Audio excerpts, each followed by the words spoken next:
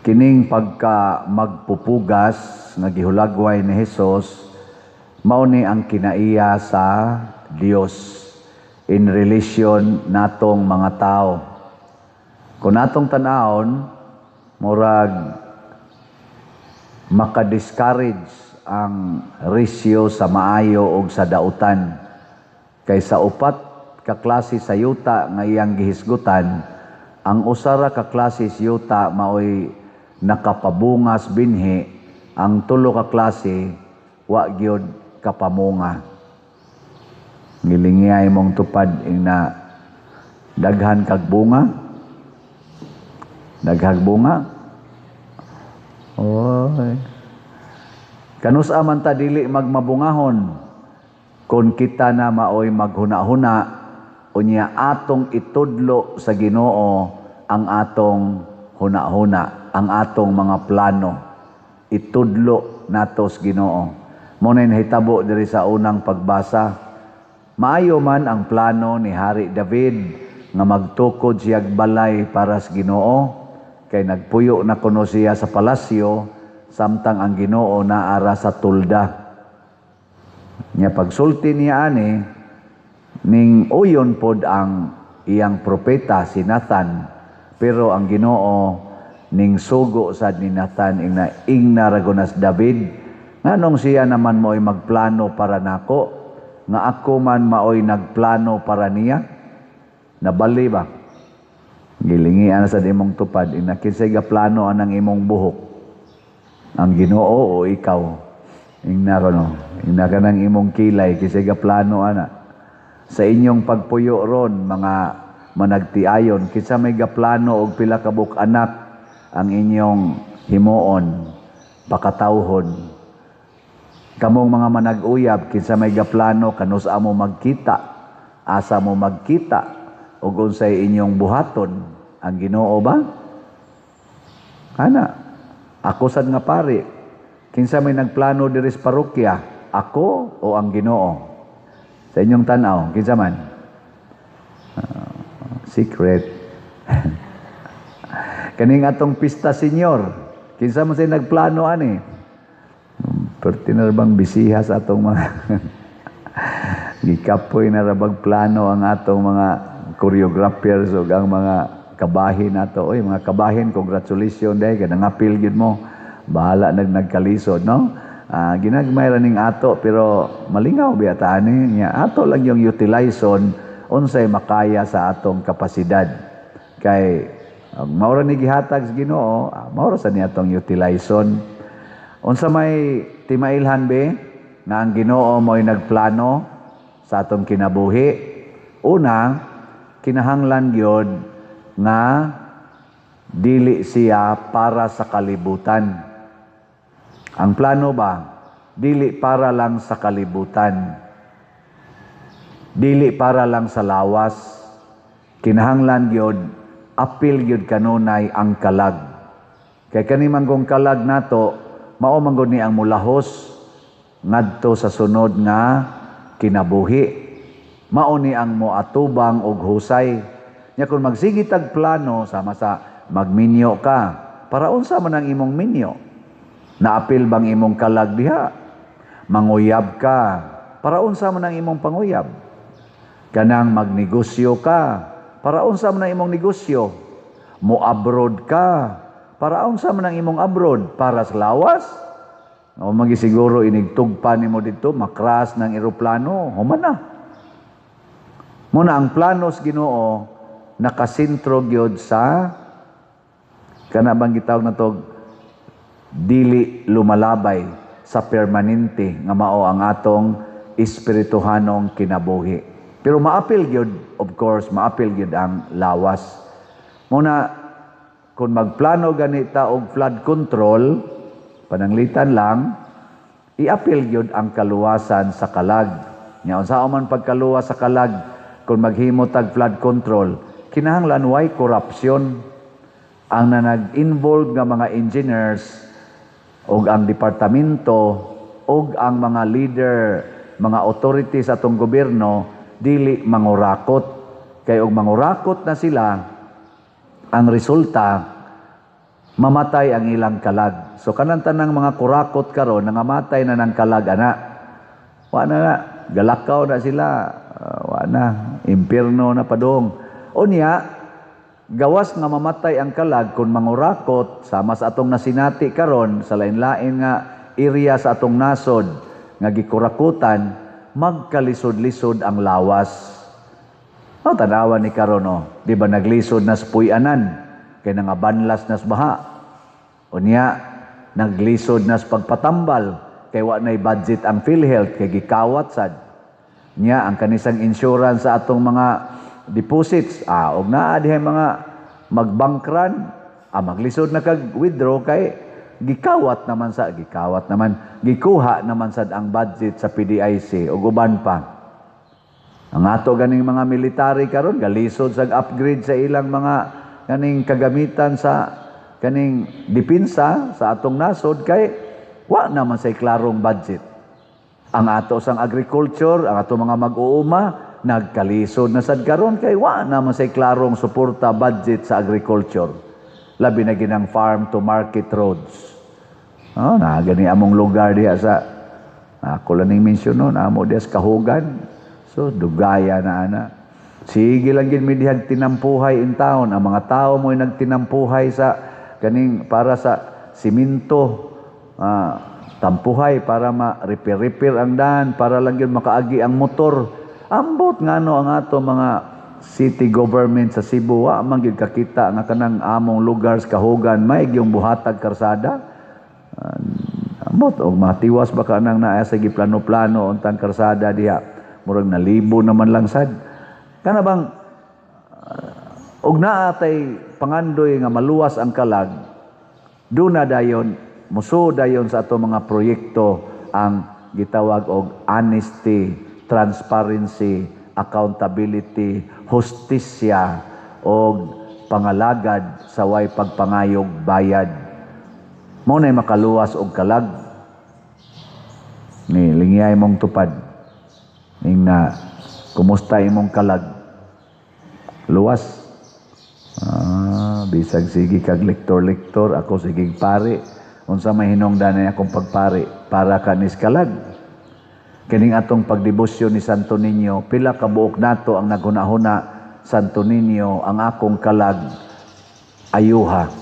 Kasagaran gyud sa magsigig isag kamot ang kanamo unsa to? Maluoy kaunta kanimo nang ilaba. Kasagaran gis nag-isa-isa des kamot lawas ra gyud.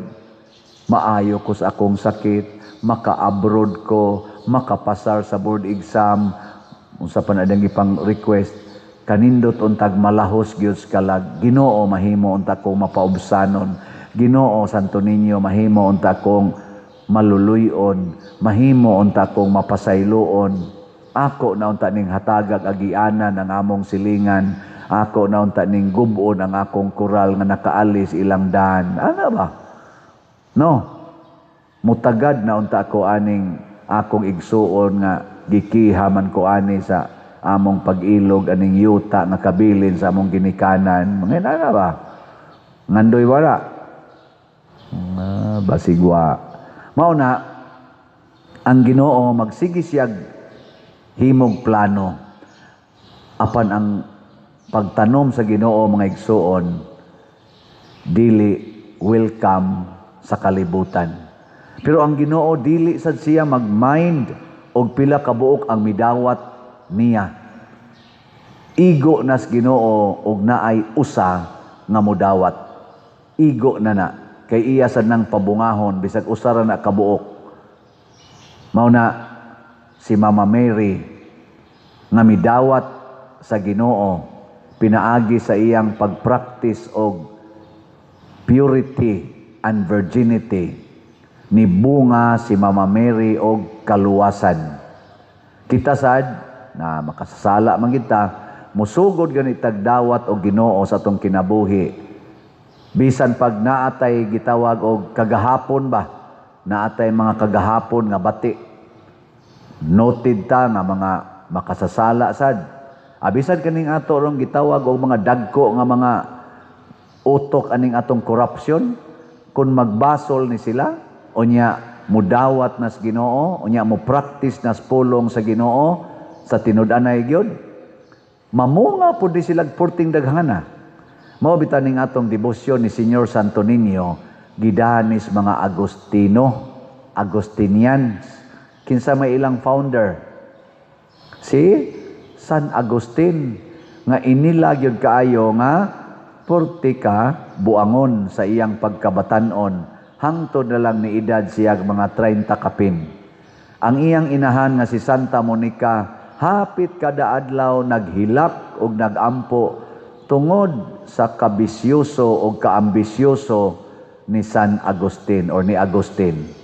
Pero pag edad niya mga 30 kapin, nakaamgo si Agustin, nisod sa pagkapari, nahimong obispo, nagbilin og nindot kaayong grasya sa kalibutan na kaning Agustinian communities.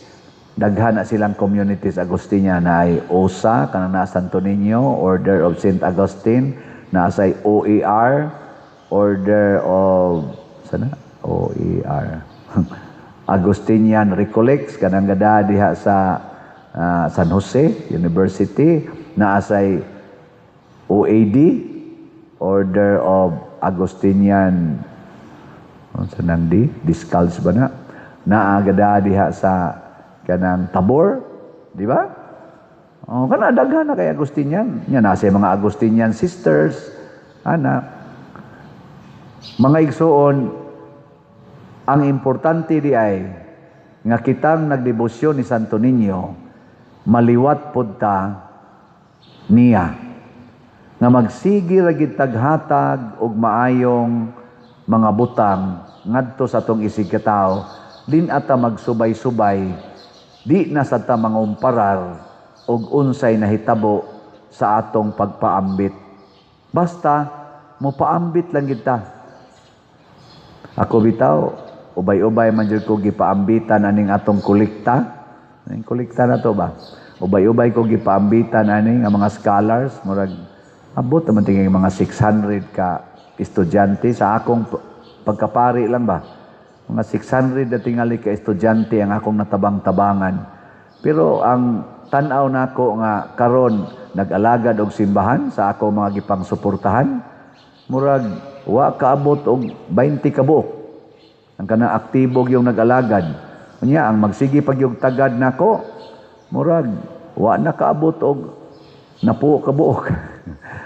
Pero sa nag-eskwela pa, ay sus, kada simana na ay text, na pagay letter, mo follow up ang estudyante, mo follow up ang inahan, hangtod nagis graduation, hala, gasto yun, appeal pa na ilang sing-sing kanang, titawagan na, kanang graduation, class ring, oy, magpa-appeal pang uban, ako gani, ni graduate gani kong college, nga wa dyan ko anang class ring, nangabang rami atong pag-ring hop na mo, abang ra ko ato. Ako ganing uyab ato, ako maganing gitreat dito ragis Anitas in town, kaon mi atong sana pan nga Spanish bread man tingali to, nya gisuwaan og padundunan og merinda. Oro to ako blow out. Stilan pag graduate. Pero sige lang jud ko karon, malipay man jud ko na mo graduate, bahala nag magyawa-yawa mo inig human. Mga igsoon, kinaiyan is Ginoo, sige ra gid siya hatag. Basta og naay mudawat, tagaan gina niyag daghan ing bunga. Inyong tan-aw na ko ron, nakapamunga na ko. Nya, kamo, nakabunga na mo. Ang bunga na, ay. Nagutay agi din sa ato, Compostela. Nya, unsa magip timailhan sa nato nga namunga ta. Abe, unsa man? Kung daghan ng slots ang mahalin. Sige lagi tagpalit ani atong slots. Alam sa kuroy updating mo lang ni nato sunod adlaw. Ang atong grace tag 100 ning atong grace. Palitagin ni ninyo kanunay kaya para sa ni atong previous nga project bunga to nato o palang matiwas og bayad. Di gini nato hunungan, ato ginin tiwas og bayad kay ato man project tanan. Nya kanisang atong PSC, gamay na lang ni nahibilin sa atong part 1 para sa atong projects din tag 100 ra gyapon ni pesos. Nya ang atong DPR pantukod og balay basin pagkaron makareport tag another na sad nga nahumang balay karong simanaha ana sad tay tag 100 ra gyapon nya kining atong kasaulugan karong 31 aning atong PSSPP para speed senior paliton tag daghan kay para daghan tag mabuhat karong kuan. Mga igsoon, nganong moingon man ko nga bunga nato kining slots.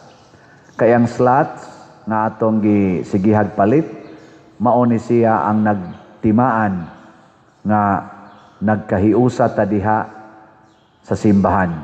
Na connected ta sa simbahan. Wa ta makig-iyahay. Unya kay connected man ta sa simbahan nga maoy tuburan sa grasya, dili sad malaya ang atong gamot ug ang atong dahon dili malaya.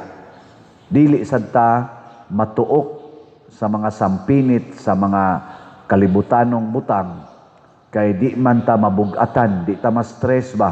Kana mo kang matuok, kana mo kang sa Tagalog na sakal, na stress na kaana kay ikaw ra mo gaatubang sa imong panginahanglan pero naa natas katilingban nindot kaayo adtong pagka Domingo di ba nagpakita man ta dinhi og katong atong nahuman nga balay nya paghuman ato naadayoy nagpa-pictures ang katapusan ni duol nako pagpa-picture nila duha ka anak og duha ka ginikanan papa ug mama nihonghong nako pag-picture kami tong imong gipakita sa picture pader nako insya kami to imong gibalayan nagluha-luha ang ilang matas kalipay sigig pasalamat hangtod na human na lang picture ngadto naglakaw na sige yung pader salamat yung kayo nako okay ra mo atong balay pero tinag yung okay ha pader nako unya og mamatay mo masodrang lungon dito